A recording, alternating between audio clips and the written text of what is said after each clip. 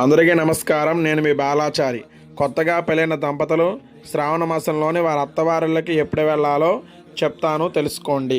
ముందుగా వరుడు అనగా అబ్బాయి బయలుదేరేటువంటి తేదీని చెప్తాను, తెలుసుకోండి. ఇది 27వ తారీఖు 7వ నెల 2025 సంవత్సరం ఆదివారం శ్రావణ మాసం. ఉదయం 8 గంటల నుండి 9 గంటల 30 నిమిషాల లోపు బయలుదేరాలి. అలాగే తెల్లవారుజామున 5 గంటలకు కూడా బయలుదేరవచ్చు. అలాగే ఉదయం 10 గంటల 40 నిమిషాల నుండి 11 గంటల 30 నిమిషాల లోపు కొబ్బరికాయలు కొట్టాలి అత్తగారింటి కాడ. తరువాత వధువు అమ్మాయిని తీసుకొచ్చే తేదీ ది 31వ తారీఖు 7వ నెల 2025 సంవత్సరం గురువారం. ఉదయం 9 గంటల 5 నిమిషాల నుండి 9 గంటల 40 నిమిషాలు బయలుదేరాలి. ఉదయం 11 గంటల నుండి 11 గంటల 30 నిమిషాలు బయలుదేరాలి.